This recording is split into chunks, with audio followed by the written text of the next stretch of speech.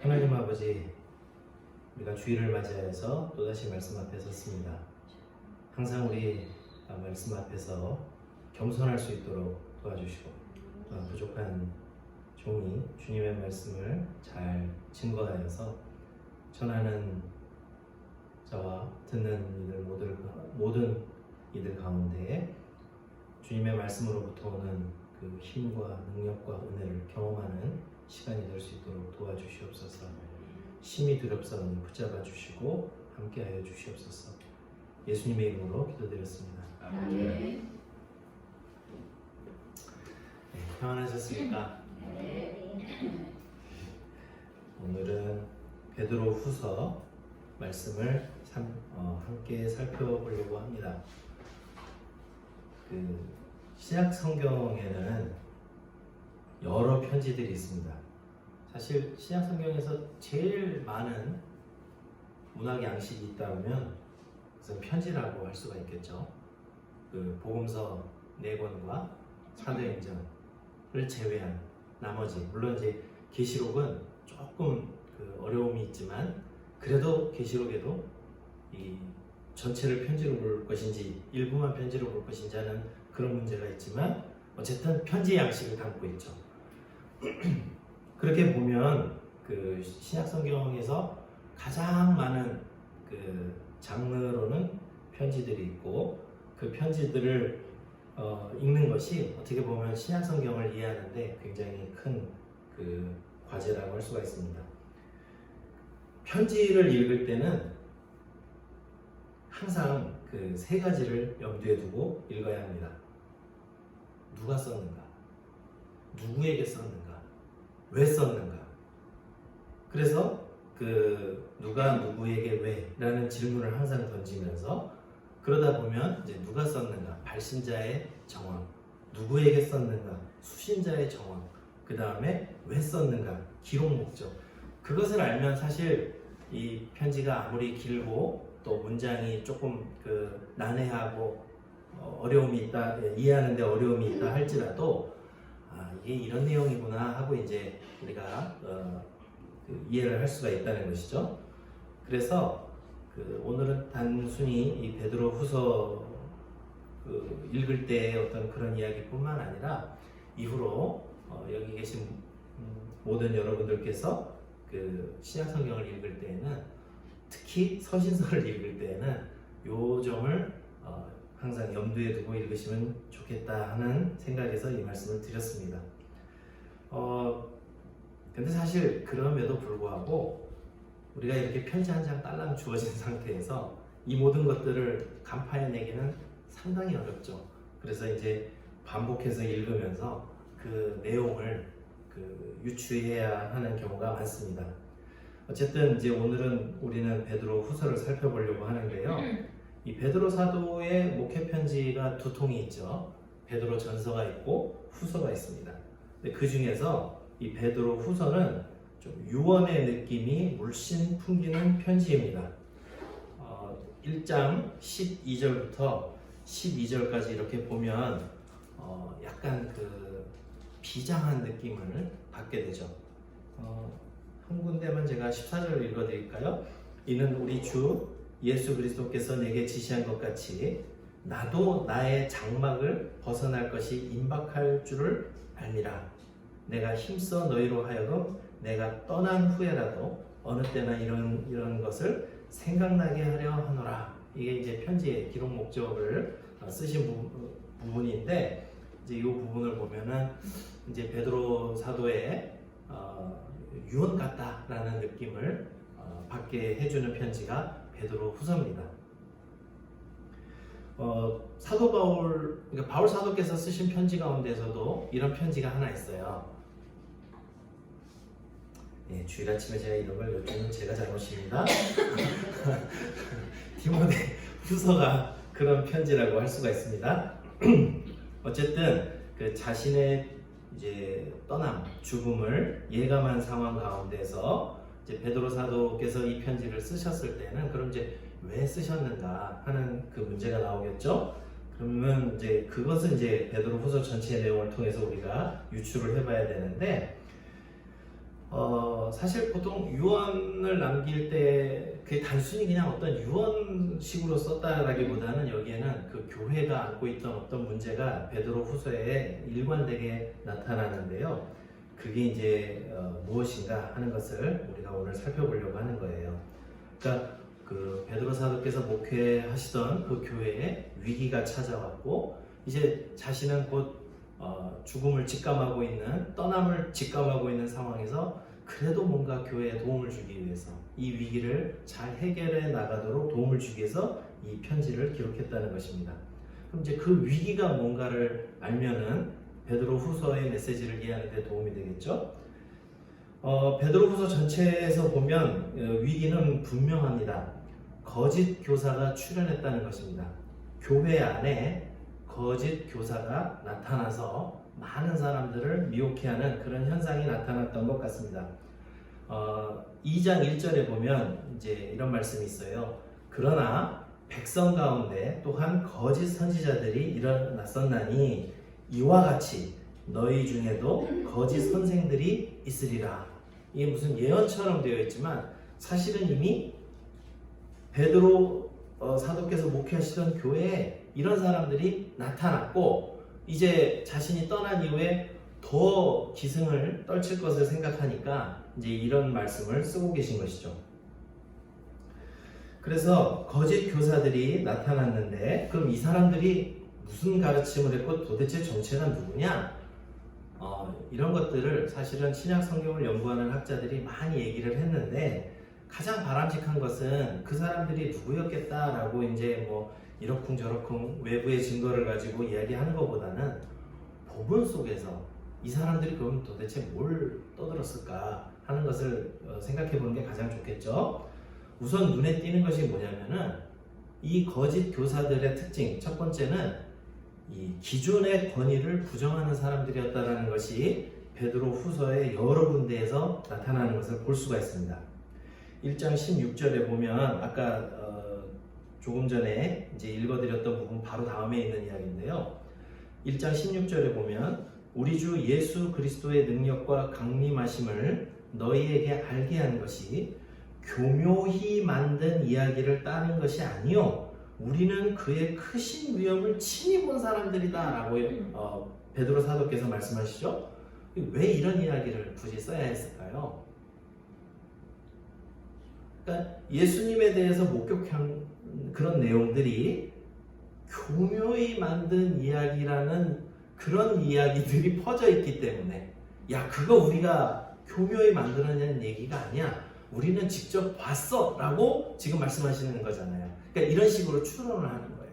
그러니까 결국은 거짓 교사들이 주장했던 것 중에 하나가 예수님의 처음 제자들, 사도들의 권위를 부정하는 사람들이 있었다는 거예요.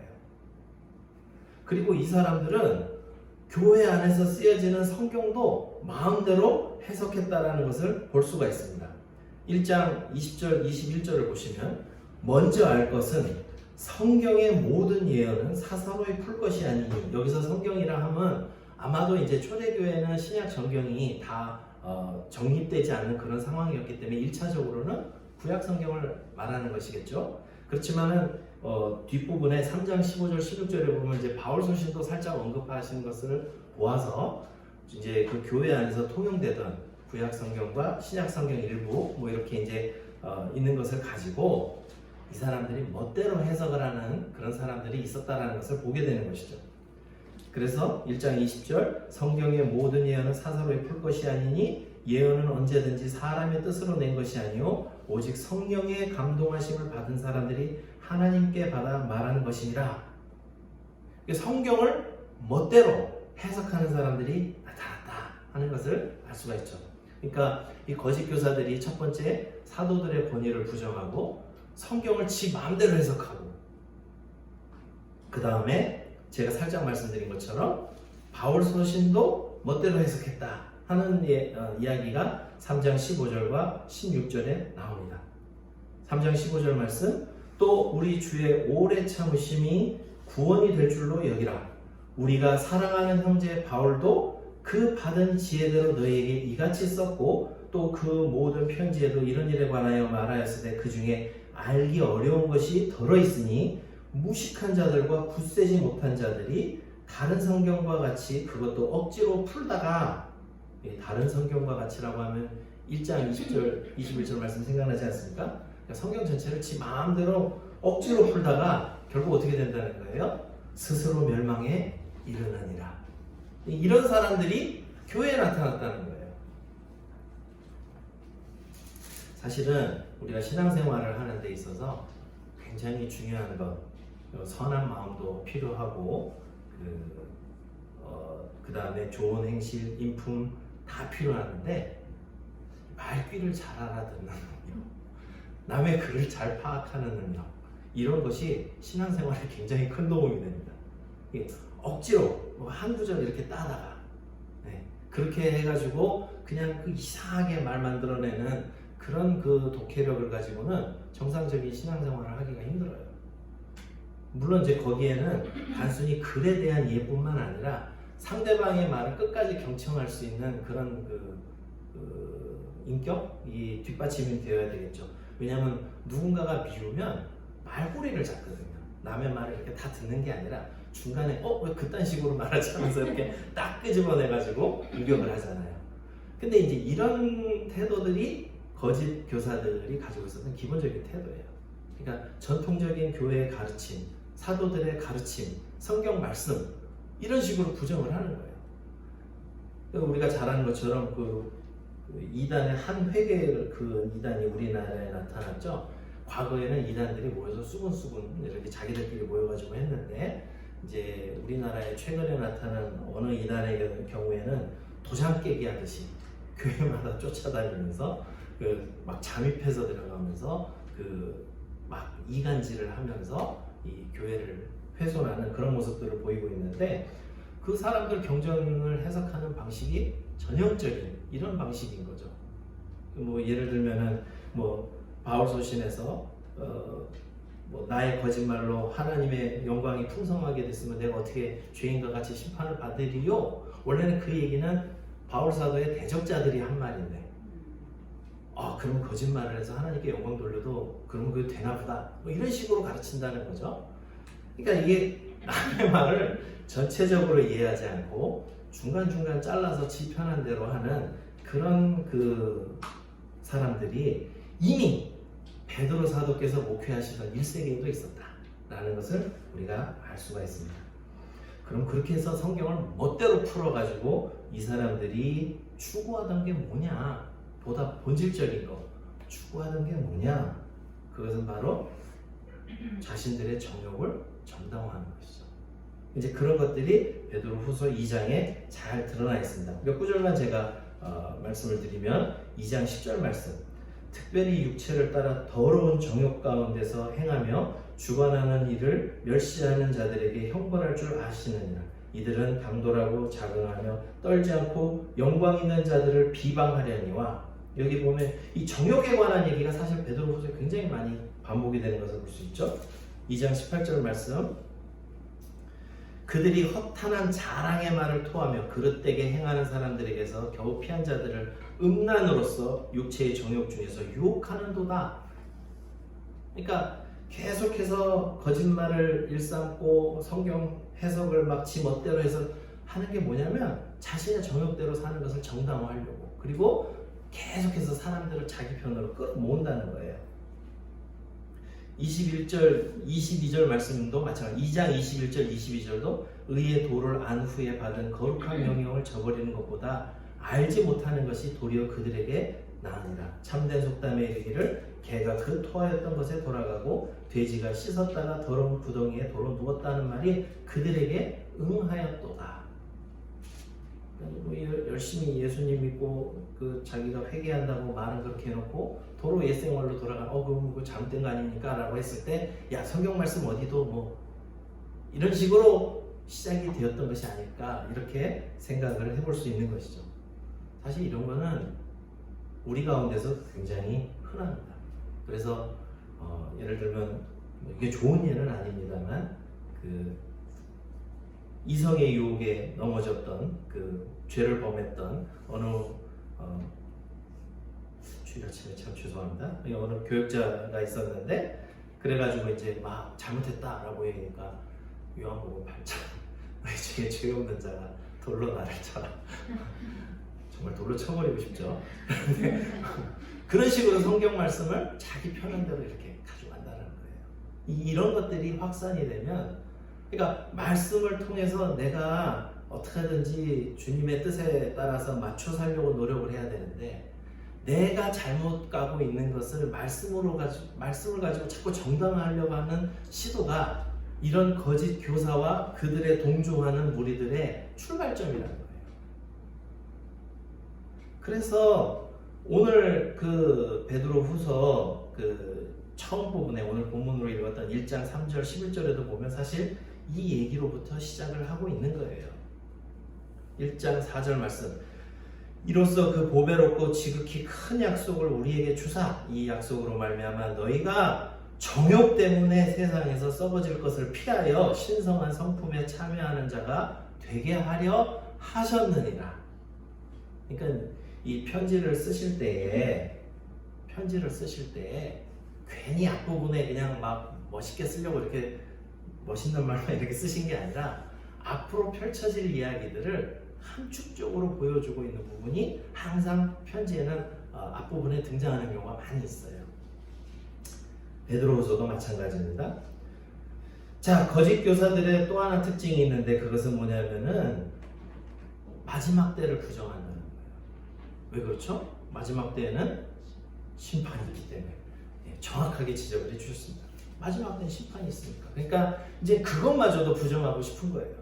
그래서 그 사람들의 주장이 어디에 나타나 있습니까? 3장 3절 4절에 보면 먼저 이것을 알지니 말세에 조롱하는 자들이 와서 자기의 정욕을 따라 행하며 조롱하여 이르되 주께서 강림하신다는 약속이 어디 있느냐? 조상들이 잔 후로부터 만물이 처음 창조될 때와 같이 그냥 있다. 이 거짓 교사들과 그 동조하는 사람들이 주장했던 내용입니다. 그러니까 이 사람들은 굉장히 일관되죠. 자신들의 그 더러운 욕망이 본질에 깔려 있고 그것을 정당화하기 위해서는 일체의 모든 것을 다 부정해야 되는 거예요.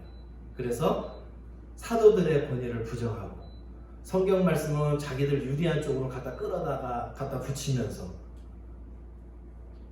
그리고 마지막에 최후의 심판마저도 부정하는 그런 그 정말 이 담대함이 어디까지 치솟을지 모르는 정말 끝까지 간 그런 모습들을 보여주고 있는 것이죠. 그래서 이러한 문제가 교회에 있었기 때문에 이제 자신의 죽음을, 자신의 떠남을 예감하고 있는 베드로 사도께서 이러한 모습들을 교정하기 위해서 그렇게 해서는 안 된다라는 것을 알려주기 위해서 베드로 후서를 기록하셨다는 것이죠. 자, 이제 그렇게 해서 베드로 후서를 읽어보시면 이제 전체에 사도께서 하시고자 하시는 말씀이 이해가 잘 되실 줄로 믿고요. 자, 그러면 거짓 교사가 나타나는 게 그게 이제 뭐가 큰 문제냐라고 했을 때 일단은 이 사람들 나타났다는 자체가 큰 문제고요. 두 번째는 이 사람들 때문에 이제 미혹된 사람들이 있고 잘 믿던 사람들도 흔들리지 않겠습니까? 예를 들면 이런 거죠. 멀쩡한 신자들도요. 같이 예수를 믿는데 나는 하나님 사랑하는 마음으로 절제하고 인내하고 그러고 사는데 쟤는 막 살아. 근데 뭐 그렇게 딱히 벌 받는 것 같지는 않아. 근데 심지어 더 잘 돼. 뭐 이러면 여러분들 어떤 마음이 드세요? 아, 내가 이게 인생 잘못 살아왔나? 내가 뭔가 이게 좀 꽉 막힌 신앙생활하고 있는 거 아닌가 하면서 흔들리지 않겠습니까? 그러니까 바로 이제 사도께서 이런 것들을 염려하시는 거죠. 그래서 1장 1절부터 이미 넘어간 사람들에게는 어떻게 할 말이 없고 누구에게 호소하고 있는지를 잘 보세요. 1장 1절 예수 그리스도의 종이며 사도인 시몬 베드로는 우리 하나님과 구주 예수 그리스도의 의를 힘입어 동일하게 보배로운 믿음을 우리와 함께 받은 자들에게 편지한다고 말씀하시죠. 같은 믿음을 가진 사람들에게 나는 호소하고 있습니다. 같은 믿음을 가진 사람들에게 나는 호소하고 있습니다. 그러면서 이제 이 편지를 쭉 쓰시면서 마지막에 3장 11절에 그들을 논박하면서 이제 끝으로 던지는 질문이 이거예요. 3장 11절, 이 모든 것이 이렇게 풀어지리니 너희가 어떠한 사람이 되어야 마땅하냐? 라고 질문을 던지고 있죠. 설교 제목 괜히 정한 게 아니고요. 사도께서 직접 물어보시는 거예요. 이 편지를 다 쓰시고 나서 너희가 어떠한 사람이 되어야 마땅하겠는가? 여러분들은 어떠한 사람들이 되어야 하겠습니까? 이렇게 질문을 던지고 있는 것이죠. 그러니까 이 편지는 결국은 거짓 교사들을 논박하면서 남은 그래도 이 귀중한 보배로운 믿음을 유지하고 있는 사랑하는 성도들에게 우리가 받은 약속이 무언지를 상기시키면서 그들의 그 움츠러든 마음을 다시 일깨워주면서 그들에게 다시 한번 우리가 어떤 사람이 되어야 하겠습니까? 그리스도인들은 어떻게 되어야 하겠습니까? 라고 물으면서 결단할 것을 촉구하는 편지가 바로 이 편지라는 것입니다. 그리고 이 편지를 아주 함축적으로 줄여놓은 부분이 베드로후서 1장 3절부터 11절 말씀이에요. 여기서 이제 그러면 중요한 내용이 3개가 있겠죠. 첫 번째는 사실은 이게 좀 복잡하기는 해요. 원체 문장들이 길어가지고 이 긴 문장 속에서 서술어로 끝나는 말, 사실은 그 말이 무슨 말인지 이해하려면은 2가지만 정확하게 알면 그래도 이게 뭘 말씀하시려는지 알겠다는 게 있어요. 하나는 뭐냐면 주어와 서술어죠. 그렇죠? 그러니까 아무리 중간에 수식하는 말이 많이 들어가도 주어와 서술어 이것만 알면 되는데 이 번역을 하다 보니까 이게 좀 약간 꼬였어요. 그래서 서술어로 쓰인 중요한 말이 3개가 있어요. 첫 번째가 4절에 나오는 거. 그가 주셨다. 이 숨어 있어요. 1장 3절에 보면 그가 주셨다. 이건 어쩔 수 없습니다. 어순이 우리하고 달라서 그래요. 그렇죠? 그가 주셨다. 그가 주셨다라는 게 왜 중요하냐면 결국은 12절에도 이 편지의 기록 목적을 너희에게 생각나게 하려고, 그러니까 하나님께서 우리에게 주신 것을 생각나게 하려고 일단 여기에 방점을 하나 찍으셨고, 두 번째는 여러분들은 거기에 더하십시오. 이제 우리 성경에는 7절에 나오죠. 우리 성경의 7절에 뭐에 뭐를 하면서 더하십시오. 그 다음에 10절 말씀에 이것도 사실은 이제 번역하다, 이건 어쩔 수 없습니다. 우리말을 자연스럽게 하기 위해서 이게 약간 꼬였어요. 이게 뭐냐면 형제들아 더욱 힘써 너희의 부르심과 택하심을 굳게 하라 이렇게 돼 있는데 사실 힘쓰라가 서술어예요. 그러니까 너희의 부르심과 택하심을 굳게 함을 힘쓰십시오 라고 원래는 직역하면 이렇게 되는데 그러면 우리말이 좀 이상하잖아요. 그러니까 어쨌든 힘써라. 그러니까 요 1장 3절부터 11절까지 서술어로 쓰인 중요한 동사 3개가 있는데 하나는 그분이 주셨습니다. 또 하나는 여러분들은 이런 것들을 더하십시오. 세 번째는 힘쓰십시오. 이렇게 되는 거죠. 자, 주셨다라는 것이 왜 그렇게 중요하냐면 아까 말씀드린 것처럼 12절에서 이 편지의 목적은 우리가 하나님께서 정말 처음에 무엇을 받았는가를 상기시키는 거예요.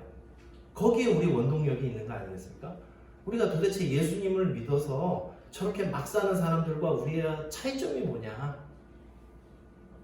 우리 어떻게 살아야 되느냐라고 했을 때 가장 중요한 건 도대체 우리에게 무슨 일이 벌어졌냐라는 거예요.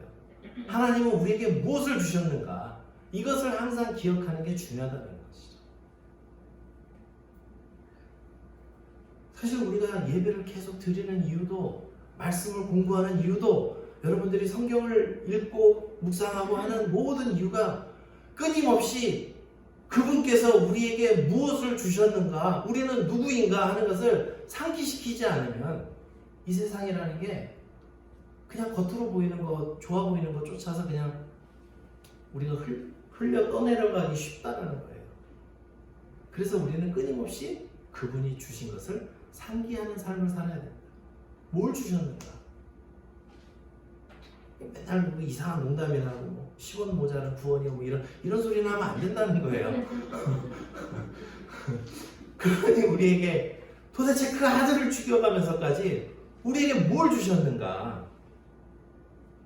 그것을 상기해야 된다는 것이죠. 곱씹으면 곱씹을수록 그것은 굉장히 소중한 것이다. 왜냐하면 그의 신기한 능력이라고 좀 이상하긴 한데 신적인 디바인 파워죠. 신적인 능력으로 생명과 경건에 속한 모든 것을 우리에게 주셨다. 우리 구주 예수 그리스도의 의를 힘입어서 우리에게 살 길을 주셨다. 이런 것들을 우리가 기억할 때 거기서부터 우리의 정체성이 시작한다는 사실을 우리는 기억해야 할 것입니다. 두 번째, 더하라라는 말씀이 있죠. 여기 더하라 하는데 이게 목록이 되게 많아요. 근데 제일 처음에 출발점, 너희 믿음에, 이게 믿는다고 이렇게 말만 하지 말고 믿는다라는 것 위에 계속 뭘 덕에, 지식에, 절제, 인내, 경건과 형제우야, 사랑 이런 것들을 더해서 결국은 좀 멋있는 그리스도인이 되라는 거죠. 사실 이 덕이라는 말이요, 여기 덕이라는 말이 제가 시간상 그냥 간단하게 말씀드리면 덕이라는 말이 우리는 보통 덕하면 착하다 하고 동의어로 써요. 덕을 쌓는다, 그럼 좋은 일, 착한 일 많이 한다 이렇게 생각하기가 쉬운데 사실 이 단어는 원래 그 타고난 재능을 뜻하기도 하고 뭐 탁월함, 뛰어남을 의미하기도 하고 또 정치성, 방향, 그 과정과 결과가 포함된 단어. 이렇게 얘기하면 뭔 말인지 도대체 모르시겠죠? 알기 쉽게 말씀드린 이런 거예요. 군인에게 있어서 미덕은 뭡니까? 군인에게 있어서 미덕은 전우예요. 일단 잘 싸워야죠. 군인에게 있어서 덕은 용맹함이죠. 나라를 지켜줘야 될 거 아닙니까? 근데 이제 그것만 혼자만 용맹하면 안 되니까 어떻게 돼요? 말씀하신 것처럼 전우에도 있어야 되고, 뭐 자기가 어떤 작전을 이해하고 뭐 수행할 수 있는 뭐 어떤 지식이라든지 이제 모든 것들이 뭐 붙여지죠. 딱 요런 표현이라는 거예요. 그리스도인들에게 있어서 믿음이 있다 이런만이 아니라 그리스도인들의 그런 미덕이 뭐냐, 그리스도인들에게 있어서 덕이 뭐냐 라고 할 때 바로 이제 뭐 뒤에 나오는 단어들인 거죠. 마지막에 궁극적인 게 뭐예요? 사랑하는 사람들이 돼야 된다는 거죠. 사랑하는 사람. 그러니까 그리스도인으로 우리가 살려면 이런 것들을 갖추면서 살아야 된다는 거예요. 이게 덕이에요. 네, 그러니까 여기에는 그 사람의 덕이라는 이 말 속에는 정체성이라는 것도 포함이 되어 있고 그 사람이 추구해야 될 방향도 포함되어 있고 잠재력, 그게 다 이런 얘기라는 것이죠. 좀 이해가 되시죠? 예. 그러니까 그리스도인들이 이러한 것들을 가지고 있을 때 정말 이 흔들리지 않는 그 거짓 교사가 나타난다고 해가지고 또 정욕 따라 이거 그리스도인이라고 할 수 있겠어요? 예. 그래서 그리스도인들은 이런 걸 갖춰야 된다. 근데 엉뚱한 덕을 갖다 놓고 그리스도인이라고 하면 웃긴 거죠. 사실은 세상이 추구하는 건 뭐예요? 부와 쾌락과 명예와 이런 것들 아닙니까? 이게 그리스도인의 덕에 과연 있냐 이거예요. 근데 우리는 여기에 흔들려 버리는 거잖아요. 그러니까 정체성이 불분명하니까. 그래서 주신 것들을 기억하고 그 다음에 계속 이런 것들을 쌓는, 정말 우리가 추구해야 될 게 뭔가를 분별하는 것이 필요하고 그런 것들을 쌓아서 정말 좀 그리스도인다운 그리스도인, 멋진 그리스도인. 그래서 마지막에 질문이 뭐라고요? 그리스도인들은 어떠한 사람이 되어야 할까요? 이렇게 되는 거죠. 그리고 여러분들은 열심을 내십시오. 안주하지 마십시오 하는 것이 10절에 나오는 것이죠.